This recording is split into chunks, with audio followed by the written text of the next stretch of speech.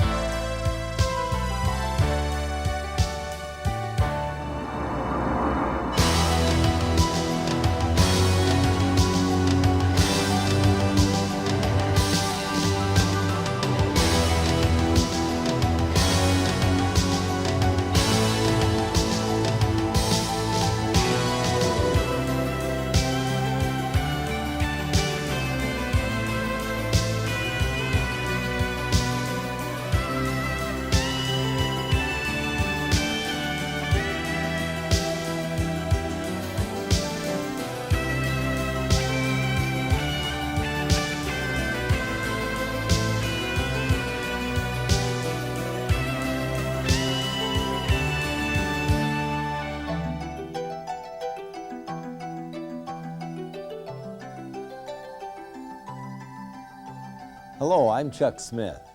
And I'm Carol Matriciana. Welcome to this edition of The Pagan Invasion. Halloween is a festival that conjures up images of ghosts, skeletons, black cats, witches on broomsticks, and little costumed children scurrying about the neighborhood. Trick or treat! Oh my goodness! Hi there. This is all candy. And who are you? Vampire. Dracula's wife.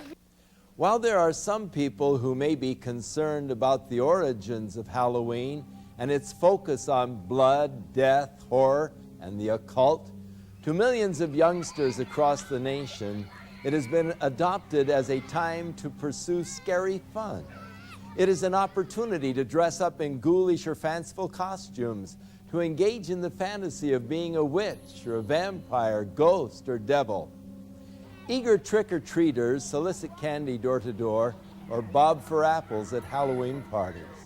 Others brave haunted houses and horror movie marathons. while the more daring visit cemeteries at midnight, play with Ouija boards, and hold seances in an effort to contact spirits of the dead. One of the biggest promoters of Halloween is the public school system. School-sponsored Halloween-themed activities often include dances, costume contests, carnivals, and arts and crafts projects. Education officials admit that more effort is usually put into the celebration of Halloween than any other holiday, including Christmas and Easter. Is the stimulation of a child's sense of fun and fear all there is to Halloween, or is there more? For many entrepreneurs, Halloween is big business, a major promotional event used to bring in billions of dollars worth of revenue.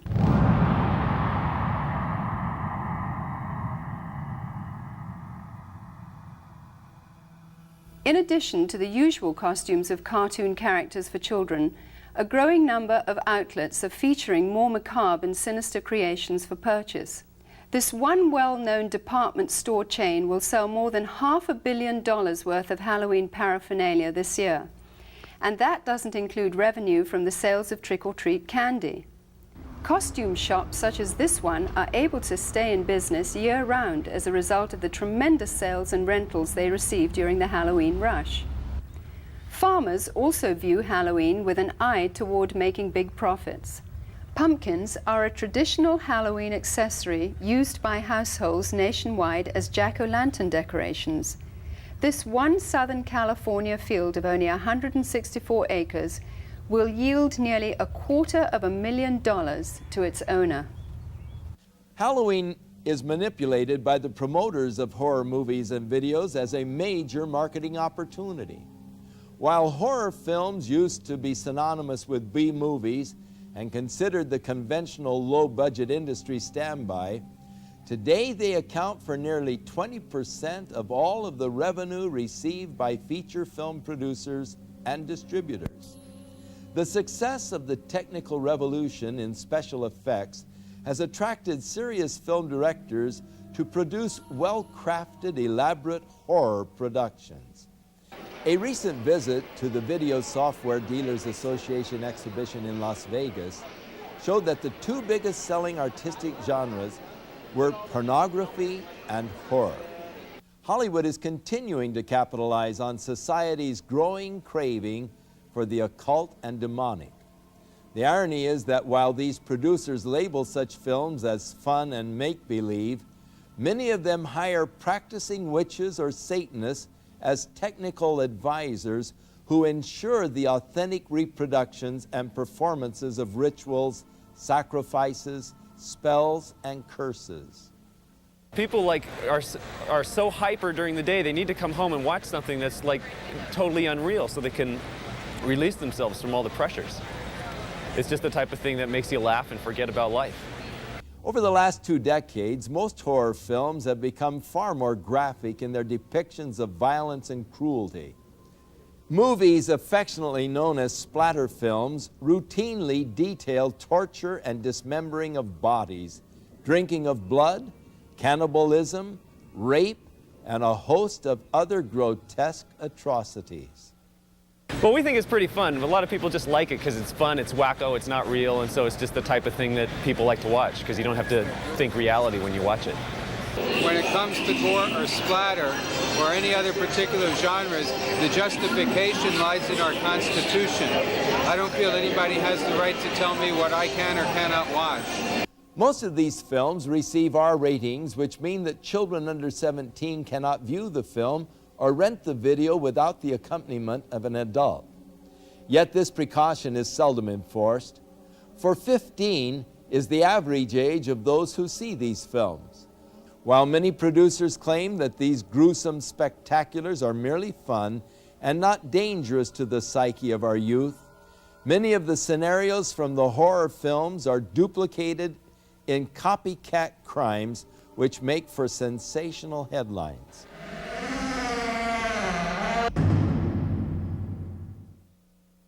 Glenn Hobbs was initiated into a satanic coven as a child by his grandfather and continued participating for many years. I recently asked Glenn about his involvement and the importance of Halloween to the occultist. Well, my involvement in satanic worship was, I was involved in it as a child. Of course, I was a generational Satanist, what they call a generational Satanist, and what that means is that my family was involved in it and their family before them. Now, my earliest rememberings of Halloween and some of the things that were involved was, it was a very dark time for me as a child. It was something that I didn't enjoy. Glenn, could you tell us about your involvement in any rituals at Halloween as a child? There was another little girl that was involved in the occult with me, and her name was Becky. Now, Becky was a different type of child. She was blessed to be a sacrifice. I was being blessed to be a high priest, where she was being blessed and born into the coven there to be a sacrifice.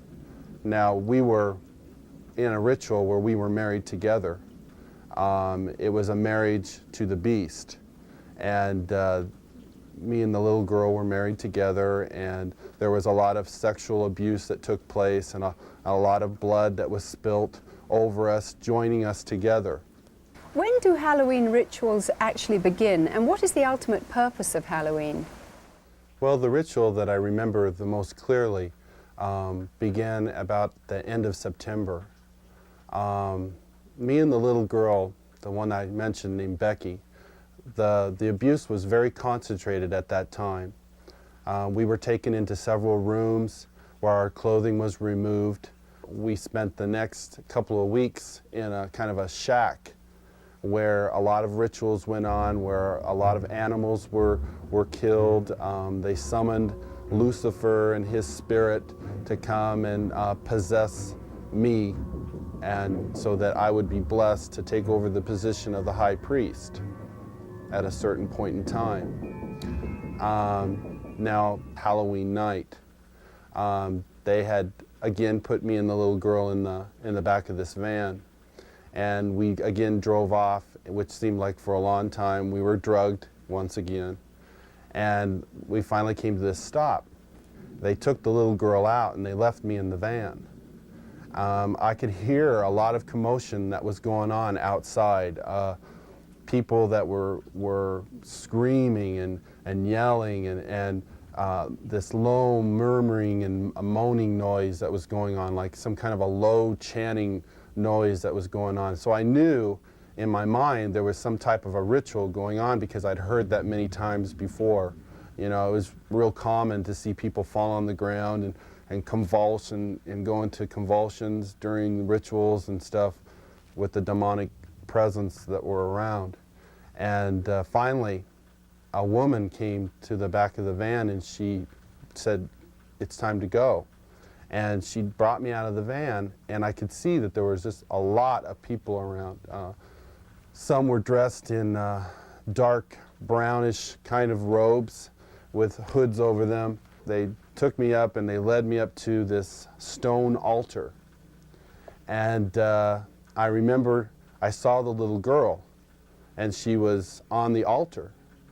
Now, at first, you know, I just wondered what was going on, because you never knew. I mean, they used the altar for a lot of different things. They could have just been sacrificing an animal over, could have been a sexual abuse from the high priest onto her. You know, it was a hard thing to know for sure.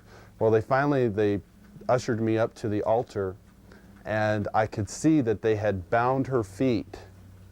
They had her feet spread apart, her legs, and they had bound them to the ends of the altar, and they had taken her arms, which were laying out this way, and roped them to the altar, which had little kind of like hooks, which they could bind the ropes around. And she was really white. I remember seeing her, and she was just real pale and real white. And I noticed that they had slit the bottoms of her feet and her wrists, and they were taking the blood that was running out of those areas and putting them into chalices and passing those cups around to different people who were partaking of her blood. Then the high priest, he took the athami, or the ritual knife, and he picked it up and he put my hand on it, and then he forced it into her chest. So when I think back on Halloween, you know, over that period of time that happened, you know, that was the climax event, Halloween night, where they killed that innocent little girl. And this is something that's happening every Halloween. That's not just an isolated event. I mean, there are children all over the world who are losing their lives during Halloween night, and yet we, as a society, we go out and celebrate it, and we go door to door and we ask for candy, and it's a big celebration to us. And I think it's quite ironic how one group of people are thinking it's fun and another group of people are taking human life, and yet they don't, you know, there seems to be this wall and nobody wants to face the facts of what's really going on. Today, reports from all over the world show a growing concern over the mushrooming attraction towards the occult. Heinous crimes connected with the occult, according to police, are reaching epidemic proportions. Halloween is the time when community service organizations warn that children and animals are most likely to be abducted. To truly understand the significance of Halloween and its role in this mayhem, we must go back to its historic roots.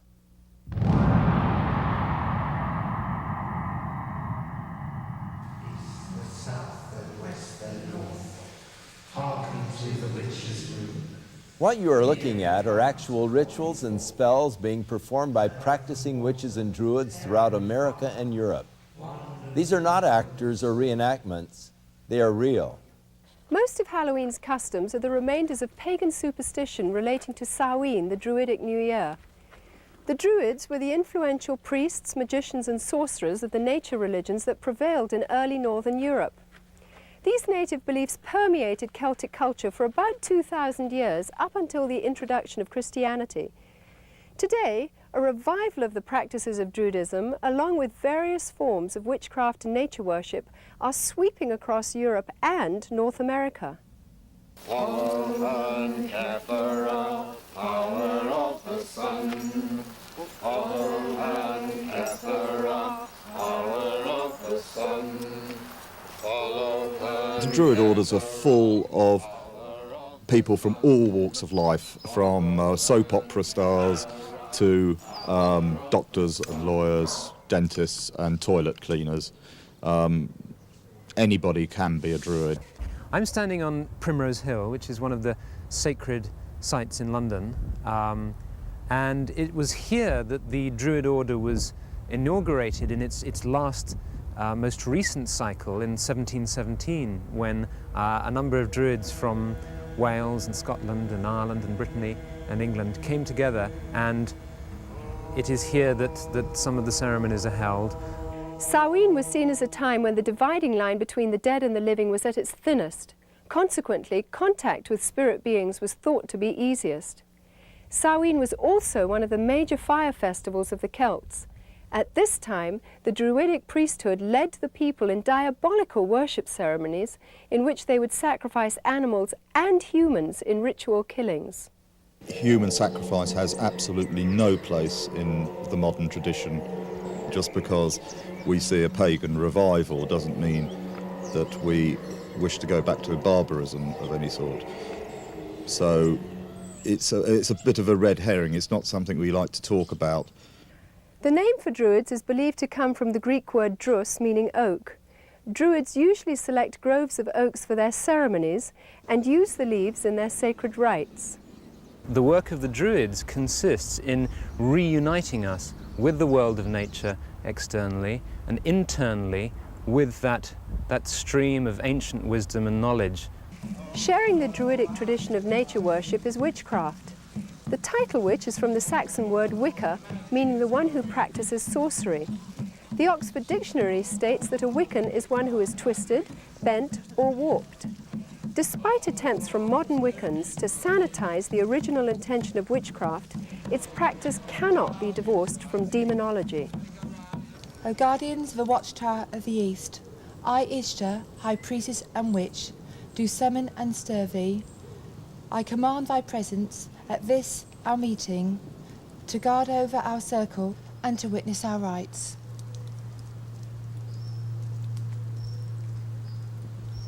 So mote it be. So mote it be. My mother was a witch, and my grandmother was a witch, and I have been a witch for as long as I can remember. Since I have been practicing the craft, there has been a great revival. I believe there's about 1 million people in England alone that practice witchcraft. The pagans are all over the place with their covens. If they're not calling themselves witches alone, they are paganistic in their ways. There are probably now as many people practicing witchcraft in Britain as there are committed Christians. I regard myself as a natural witch. I was regarded myself as a witch since early childhood. I was brought up in a very isolated part of the country, on the Welsh border, which has a long tradition of magic and Welsh sorcerers. It's almost as if there's a kind of grassroots feeling back towards paganism. We live in a kind of post-Christian era almost, and that people are moving towards a kind of neo-paganism, I suppose. We learn as practicing witches to tap into forces of nature and to actually, if you like, send out a spell or an incantation or an invocation in a very powerful way. It's in many ways to bring you back to nature, to bring oneself back to nature, and to learn how we fit in with the natural scheme of the universe and the natural scheme of the earth, and understanding what we need to do to heal the planet. Because worship of nature is so central to their theology, large numbers of practicing druids and witches are dedicated to today's ecology movement. We have a number of initiatives which include planting groves of sacred trees and a campaign for individual ecological responsibility, which is concerned with showing how each of us can become ecologically responsible. I think the time is coming now where we have to take the responsibility by the throat and actually get out there and say, there are answers here. I'm not prepared as a pagan, as a priest, and as a practicing witch to sit back and see my planet, my mother, raped any longer. Goats, O answer unto me. Halloween is often confused as a Christian holiday because of its association with Christian All Saints' Day or the Eve of St. Hallows, All Souls' Day. In fact, the original Christian dedication used to be celebrated in May and was intended to honour those Christians who died for their faith. But by the 9th century, the influential Roman Catholic Church changed the holiday to November, and the Protestant Church soon followed. Today, a thin Christian veil attempts to disguise an ancient pagan festival of the dead, which has become not only a secular observance, but notorious as the most favoured holy day of witches, sorcerers and devil worshippers. I can't really say when I became interested in Wicca, because it's always been part of me, part of my roots. I love Halloween. I think I'm a very autumn person. We dress up the house with cobwebs and so on, and we cast a circle, and we have a smoky cauldron, and we all scry, which means do clairvoyance, into the smoke which comes out of the cauldron. And we open the gates of the underworld, and if any spirits want to come forward and speak, we listen to them. My first initiation, when I became first degree, was on Halloween, and I felt very, very much in tune with the god. The ancient Druids worshipped Baal, one of the most powerful of all the demon kings. In the list of Enochian demons, Baal is said to be a king which is of the power of the East. Eastern religions emphasize that spiritual power comes from meditation. The common denominator between Druids, witches and Satanists is the practice of meditation for the purpose of making contact with the spirits of the dead or disembodied souls. You do a lot of meditation with the arts, and you get onto this higher plane. It becomes less physical and more mental. It takes years of painstaking study, meditational work, finding your higher mind, being able to actually tap into the forces of nature and use those. I have, on occasion, touched upon, I suppose you could call them spirit guides. People describe them in different way.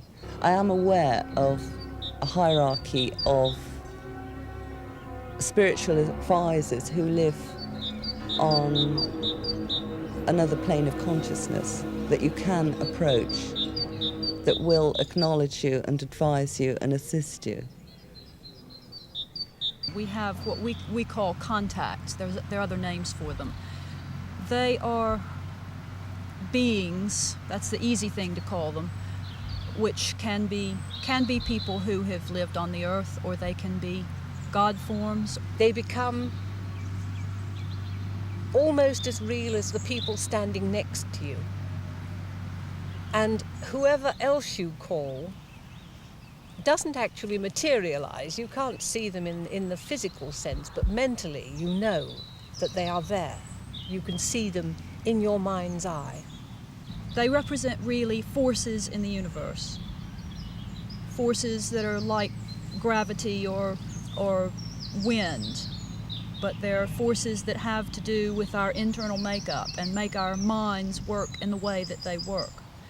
Margaret Adler, practicing witch and author of Drawing Down the Moon, warns that the trance state, with its roots in ancient shamanism and paganism, is not to be entered into lightly or when alone.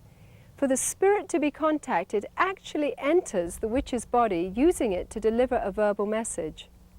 There is a possibility, if you don't cast a circle, the forces that could come into the room could take over in a form of possession. We had one example here, where one young woman, a nurse, was possessed by, I don't know what it was, but a horrible voice came through her and she passed out. While occult procedures in their rituals may vary in intensity, the fact is that witches, as well as Satanists, commemorate Halloween night with the same fervent dedication to invoke spirits for personal power. Queen of heaven, queen of hell, horned hunter of the night, lend your power unto our spell, and work our will by magic right.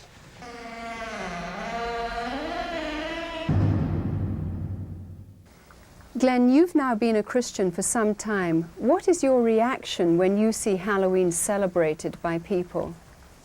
Whenever Halloween time starts coming around, about the 1st of October, you go into the stores, you see the costumes, you see the mother with her little girl putting the witch's hat on her, and the little boy getting excited about getting the devil mask, and you see the candy, you see the Halloween pumpkins, you see people decorating their houses with skeletons and all these symbols of death.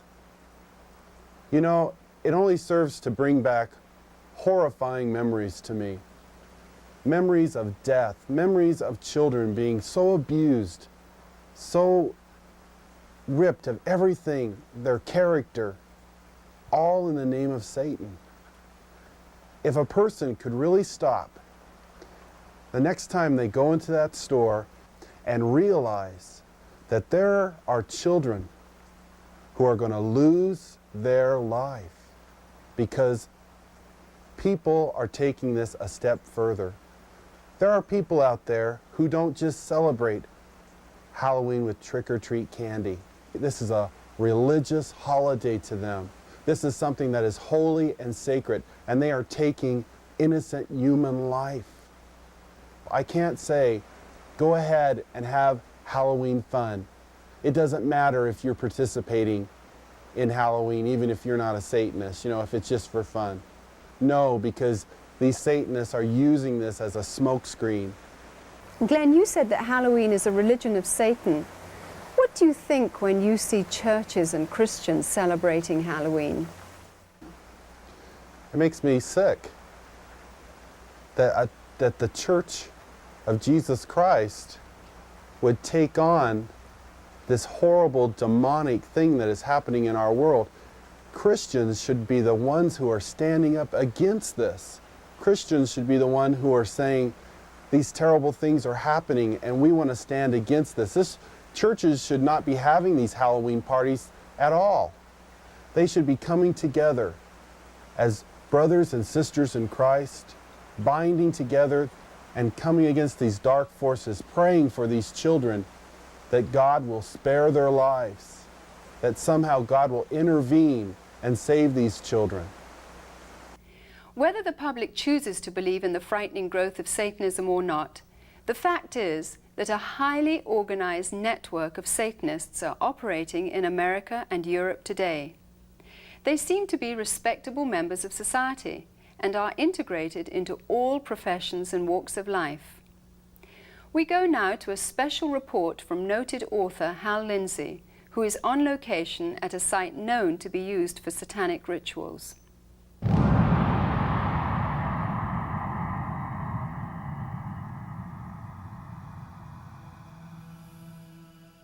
We came out to a place in the hills east of Los Angeles, to a location that has been identified in the past with ritual worship and, we believe, Satanism.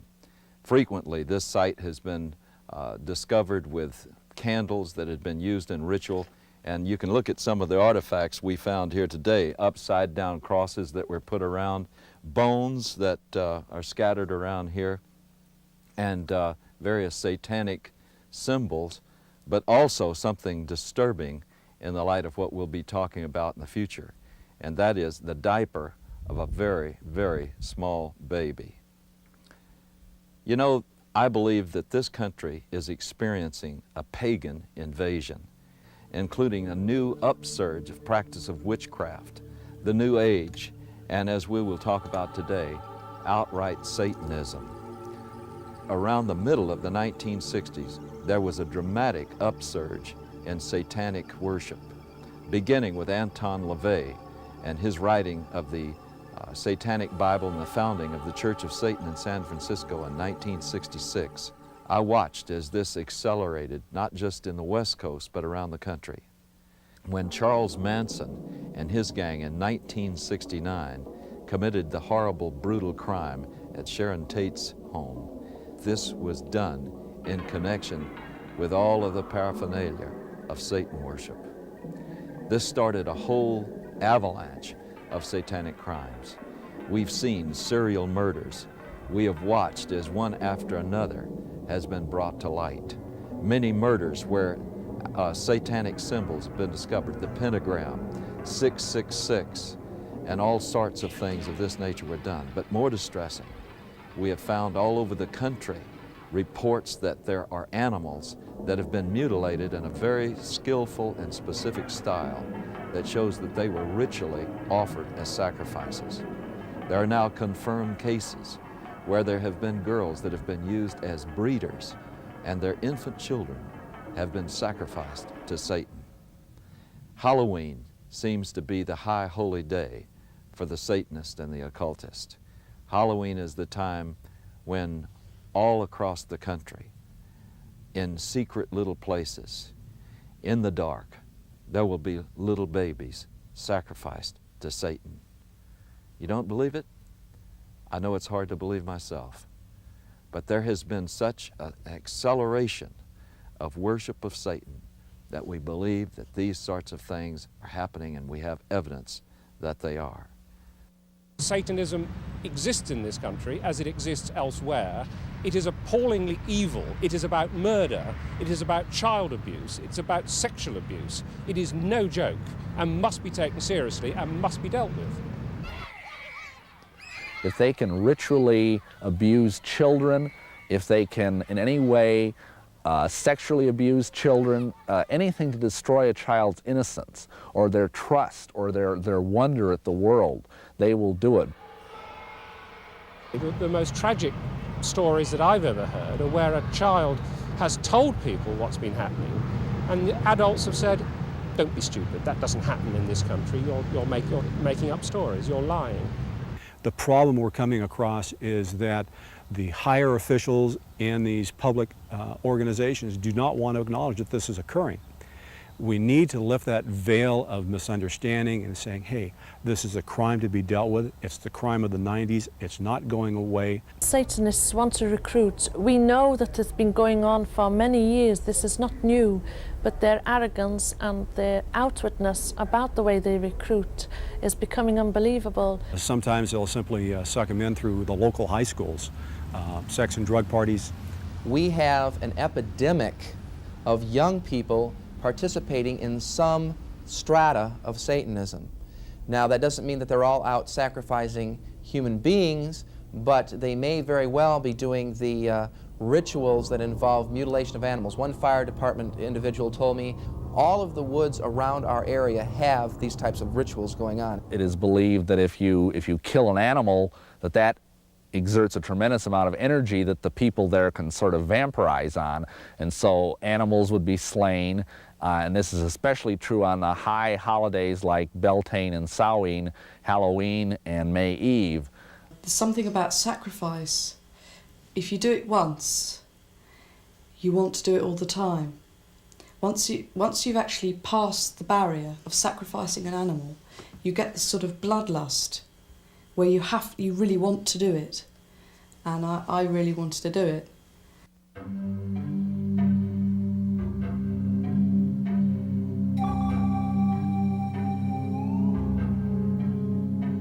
This lady in a black robe came forward with this little baby, and at first I didn't realize it was a real baby, and she just laid it on the altar.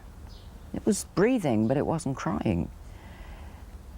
And then the high priest just took the athame, or the ceremonial dagger, and just cut the baby's throat and caught the blood in a chalice. At that point, I was staggering, reeling. I thought I was just going to throw up. I just couldn't believe it. But by then, I was so scared that I just stood there.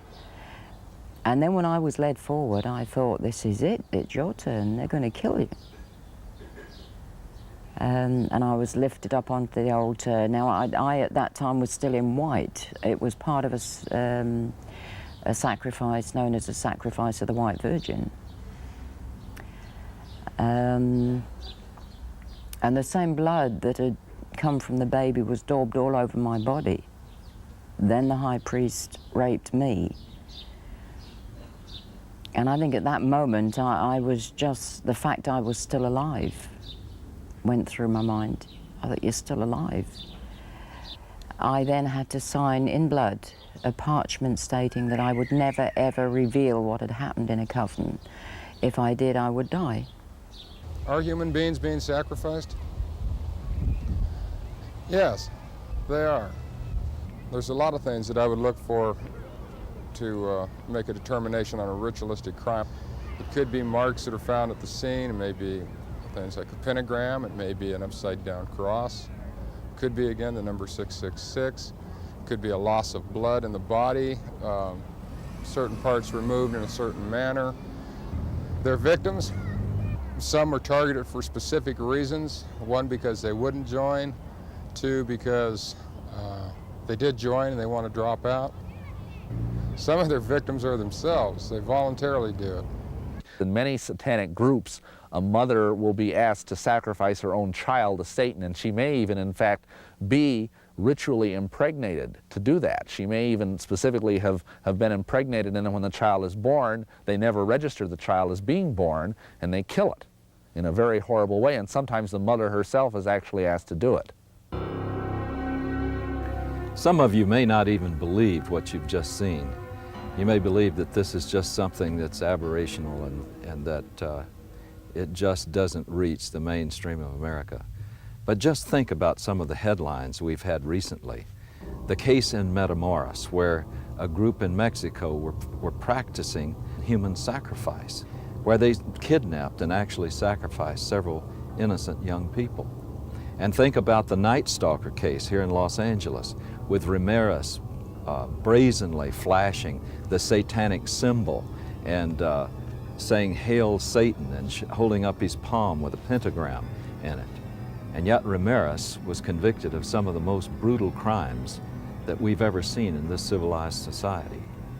One case where he caused the woman to say, "Hail Satan," while he was raping and sodomizing her alongside of her husband, whom he had already murdered. These are things that were done as a result, I believe, of getting involved in Satanism. The real Satanists, the hardcore Satanists, are involved in criminal activity, and for that reason they are going to try and look as normal as possible, the better to be able to deceive you. They're doctors, they're lawyers, they're teachers, they're oftentimes people who are in positions of great influence over small children.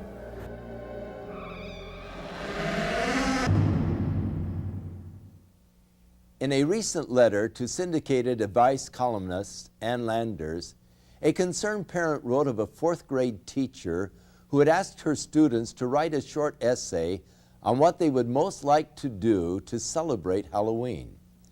80% of her 9-year-olds expressed the wish to kill somebody.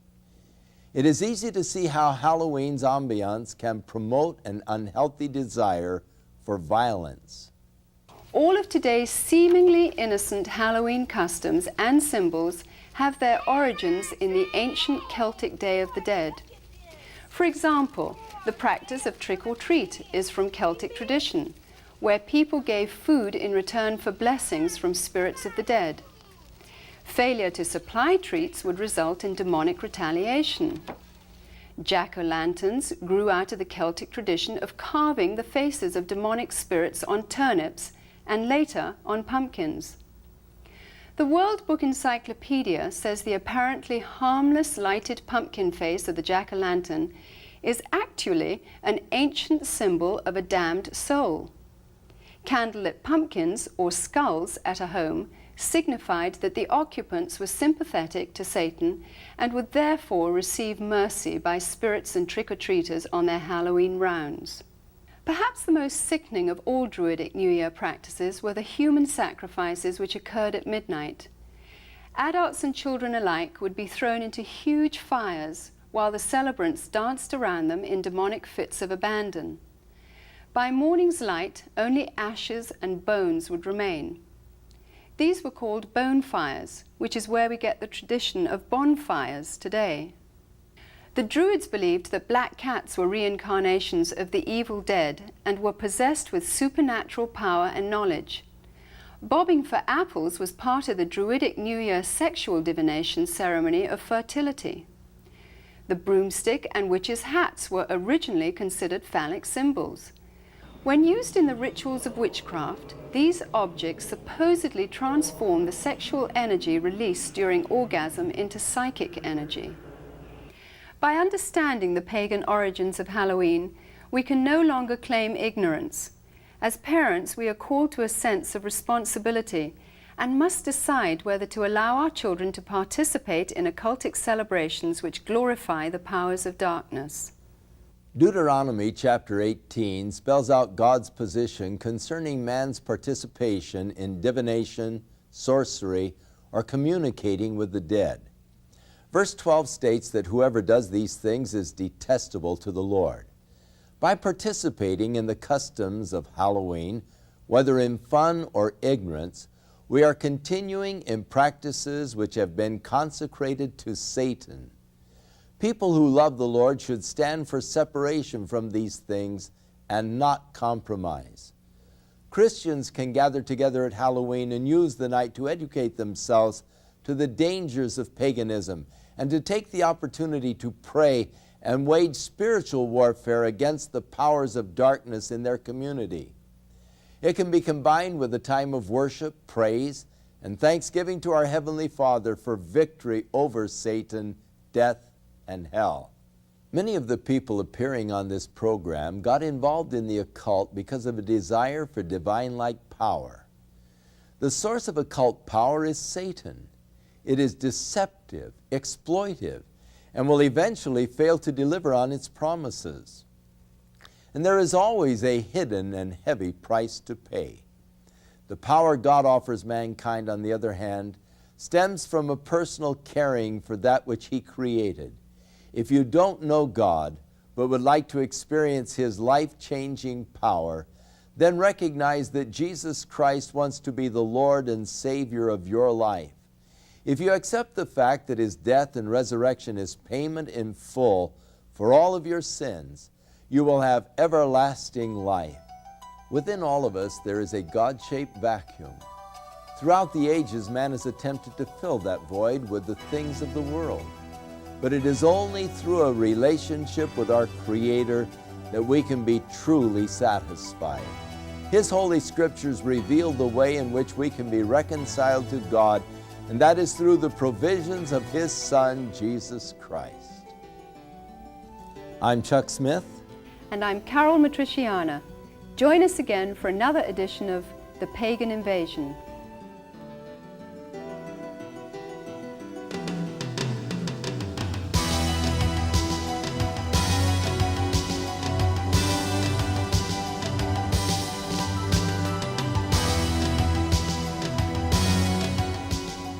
The Pagan Invasion is an explosive new 13-part video series providing a thorough behind-the-scenes examination of today's New Age movement and neo-pagan revival.